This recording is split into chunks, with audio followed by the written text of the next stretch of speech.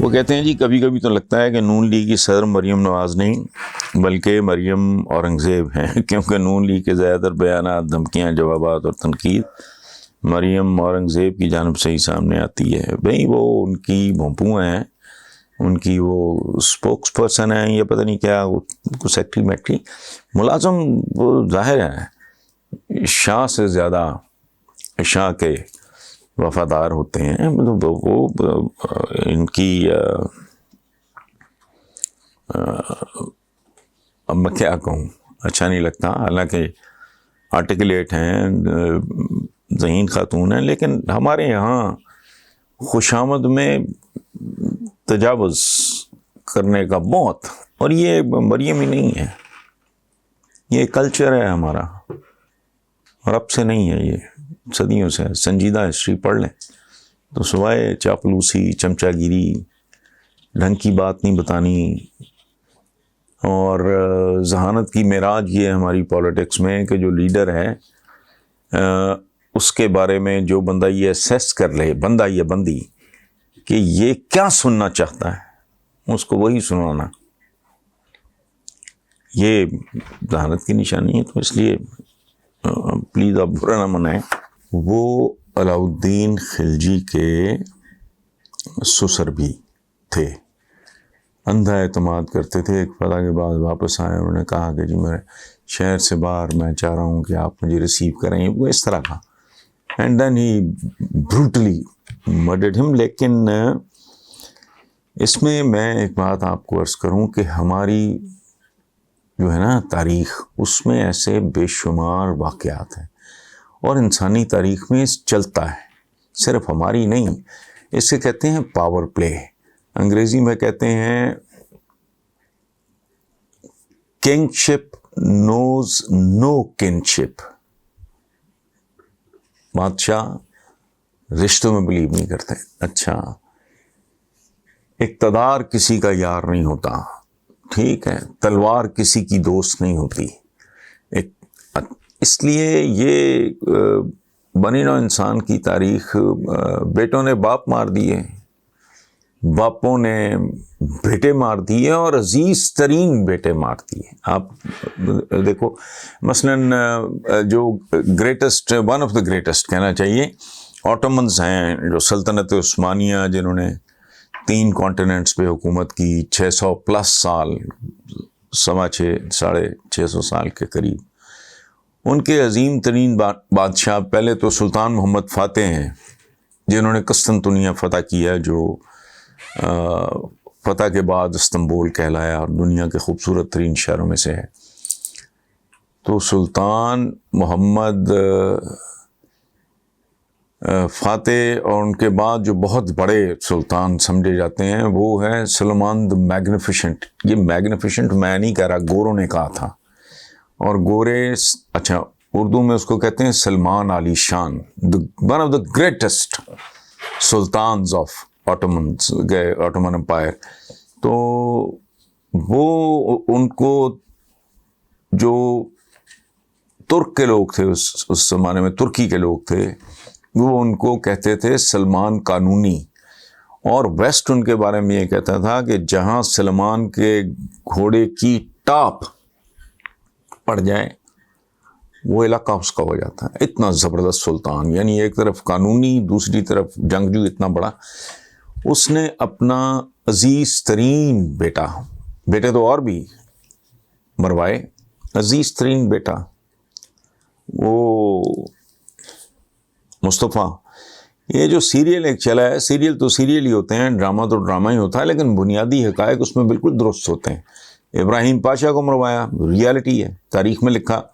بیٹے کو مروایا، پھر دوسرے بیازد تھا، اس کو مروایا، اور یہ پوری تاریخ سلاطین کی جو ہے آٹومنس کے، وہ اسی طرح باپوں، بیٹوں، چچاؤں، بھائیوں وغیرہ کو مروانے کی ہے، کچھ نہیں۔ ایک چیز کہلاتی تھی ان کی زبان میں، ان کے عہد میں، قفس، وہ جو دیکھتے۔ اچھا ایک اور میں آپ کو بات بتاؤں، آٹومنز میں یہ قانون رہا بڑی دیر کہ جو شہزادہ منتخب ہوا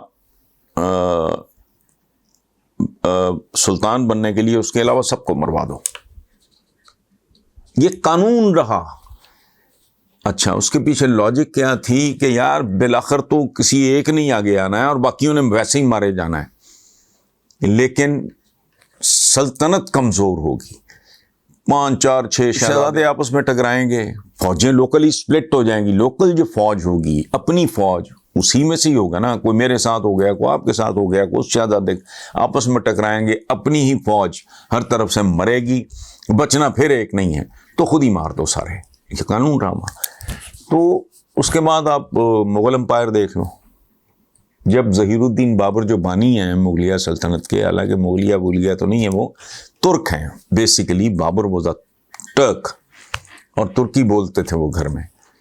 تو جب وہ کم عمری میں یتیم ہوا، عمر شیخ مرزا ان کے والد تھے بابر کے، وہ ایک حادثہ کوئی اس طرح کا نہیں، کبوتر خانے سے وہ گر گیا اور یہ اور وہ سارا، اینی وے، تو چچاؤں نے، اس کے بھائیوں نے، باقی رشتہ داروں نے جینا عذاب کر دیا بابر کا۔ اچھا بابر کے اپنے بیٹوں نے آپس میں کیا نہیں کیا، ہندال تھا، ایک عسکری تھا، ایک کامران تھا، ہمایوں تھا، اور بابر نے حالانکہ اس کو نصیحت کی تھی کہ یار ان پہ ظلم نہ کرنا۔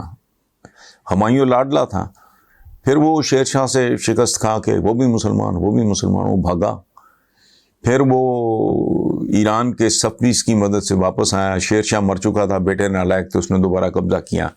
اچھا یہ ساری تاریخ، یعنی اورنگزیب عالمگیر کو ہم کہتے ہیں حضرت اورنگزیب عالمگیر، حضرت کیا ہے، اس نے کوئی بھائی نہیں چھوڑا، بھائیوں کی اولاد نہیں چھوڑی، باپ کو اندر رکھا۔ تو یہ سارا تھرو آؤٹ اگر آپ دیکھو کہ شاہ جہان کے بیٹے سارے سب قتل ہوئے، دارا شکوہ دیکھ لیں، مراد دیکھ لیں، یہ جتنے بھی تھے آپس میں لڑ کے مارے گئے۔ تو یہی حال صفویز کی تاریخ اتنی بھیانک ہے جس کا حساب ہی کوئی نہیں۔ ارلی ڈیز آف اسلام دیکھو، خارجی مسلمانوں میں سے ہی پیدا ہوئے تھے نا، کربلا میں غیر مسلم تو نہیں تھے جو آپس میں۔ اچھا اس طرح بنو امیہ کا جب زوال آیا تو بنو عباس نے ان کی قبریں اکھاڑ لیں، مردے نکال کے لٹکا دیے۔ تو یہ ایک پاور پلے ہے، چلتا رہتا ہے۔ تو اقتدار کسی کا رشتہ دار نہیں ہوتا اور کسی رشتے کو نہیں مانتا۔ علاؤالدین خلجی کے تاریخ پہلو بھی بہت سے ہیں، اور علاؤالدین خلجی کے بہت زبردست پہلو بھی ہیں۔ وہ سلاطین دہلی میں، وہ تو میں بات کر رہا تھا نا سلطان ٹرکی کے، آٹومنز کے، یہ تھے سلاطین دہلی مغلوں سے پہلے۔ آخری تھا اللہ آپ کا بھلا کرے، ابراہیم لودھی، جس کو بابر نے شکست دی۔ تہجد گزار آدمی تھا، دلیر آدمی تھا، میدان جنگ میں لڑتا ہوا مارا گیا، دونوں طرف مسلمان تھا۔ ابراہیم لودھی پانی پت کے میدان میں، ایک طرف ابراہیم لودھی تھا، دوسری طرف ظہیر الدین بابر تھا۔ تو یہ تصادم۔ اچھا پھر ایک اور بات آپ دیکھو، Amir Timur, one of the greatest conquerors, وہ جو انسانی تاریخ کے عظیم ترین فاتحین میں سے، واریئرز کہہ لو، فاتحین کہہ لو، کانکررز کہہ لو، جو بھی ہے، اس نے جا کے بایزید یلدرم کو، ترکی میں وہ کبھی ہارا ہی نہیں تھا، اس نے جا کے بیڑا غرق کر دیا، اس کا مارا گیا، شکست کھا گیا۔ تو یہ سیاست کو کبھی اس طرح نہ دیکھیں، یہ بڑی بے رحم اور سفاک ہوتی ہے۔ اقتدار جو ہے نا، یہ بہت بھیانک چیز ہے، اور اس کے پیمانے پہ نہ ہی پرکھیں لوگوں کو تو بہتر ہے۔